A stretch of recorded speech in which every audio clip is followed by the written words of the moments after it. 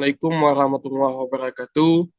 Pada kesempatan kali ini, kami dari kelompok 7 akan membahas yaitu apa itu bearing. Nah, sebelum masuk pada video pembahasan bearing hari ini, perkenalkan kami dari kelompok 7 yang beranggotakan yang pertama Rivaldo Aulia Pertama, yang kedua Widi Akbar M, yang ketiga Ramli Ihsan, yang keempat Welman Seputra, yang kelima Nadiatul Hania. Nah, kita masuk pada pembahasan kita hari ini yaitu bearing. Nah, apa itu bearing atau pengertiannya? Bearing atau bantalan adalah suatu komponen mekanis yang digunakan untuk mengurangi gesekan antara dua bagian yang bergerak satu sama lain. Nah, fungsi dari bearing itu sendiri adalah untuk mendukung beban dan memungkinkan menggerakkan relatif antara komponen-komponen tersebut. Nah, hal-hal apa saja yang harus diperhatikan untuk pembuatan bahan bearing? Yang pertama yaitu bantalan harus cukup kokoh untuk memungkinkan proses serta elemen mesinnya bekerja dengan baik. Jika bantalan tidak berfungsi dengan baik, maka presentasi seluruh sistem akan menurun atau tak dapat bekerja secara semestinya. Yang selanjutnya yaitu harus tahan haus, tahan karat, mempunyai koefisien gesekan kecil, dan mampu bekerja pada temperatur tinggi. Nah, pembahasan selanjutnya yaitu contoh logam yang memenuhi syarat. Yang pertama yaitu perunggu, paduan tembaga dan timah putih. Yang selanjutnya babit atau panduan timah putih, antimori dan tembaga. Yang selanjutnya yaitu aluminium atau panduan tembaga dan perak.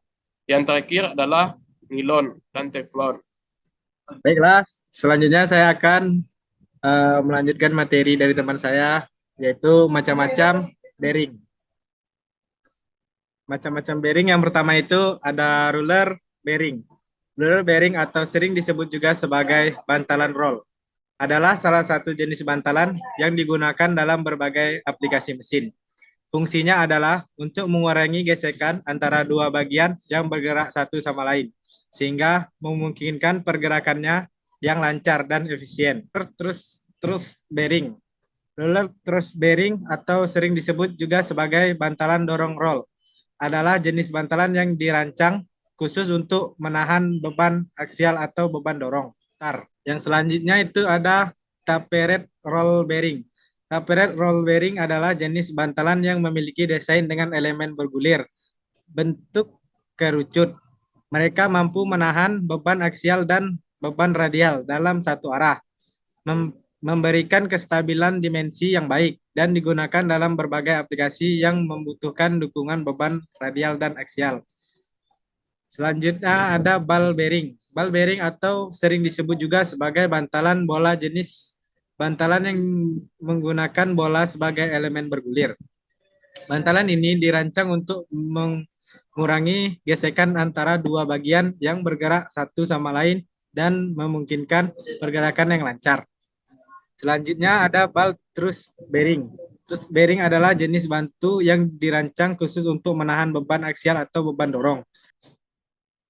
Selanjutnya yaitu magnetic bearing. Magnetic bearing adalah jenis bantalan yang menggunakan medan magnet untuk menahan dan memposisikan poros atau komponen berputar.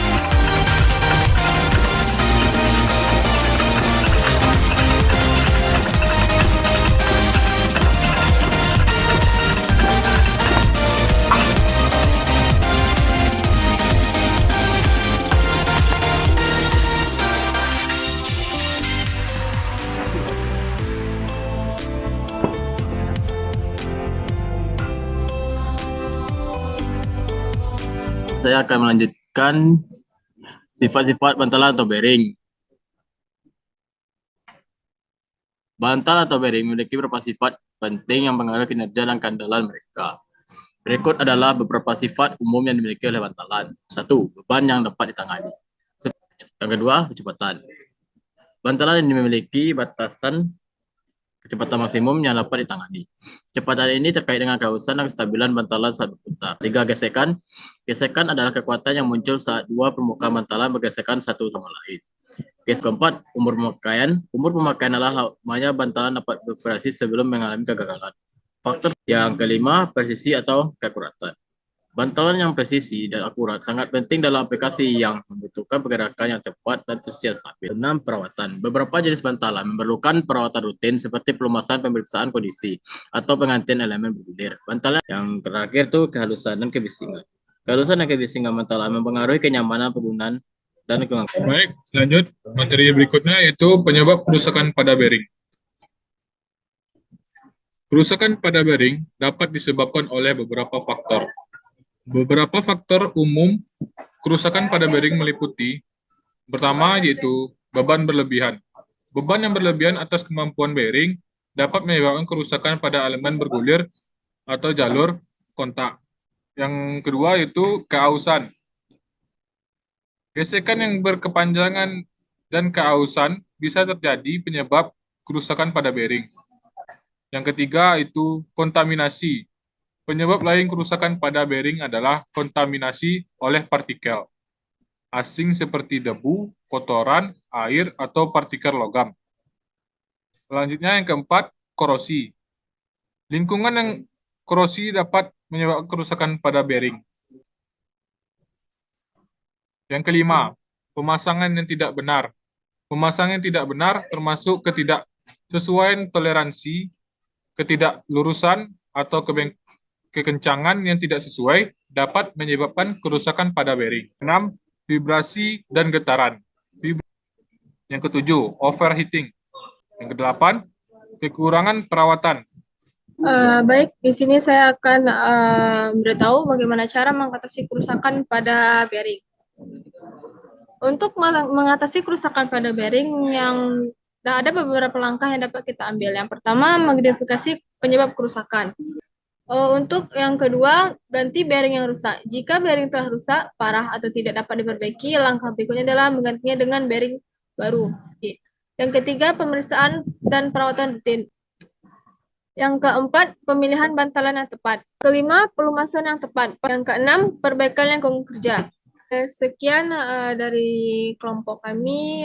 Apabila ada kesalahan dalam pengucapan atau dalam penyampaian materi yang kami sampaikan, kami mohon maaf yang sebesar-besarnya. Saya akhiri. Wassalamualaikum warahmatullahi wabarakatuh.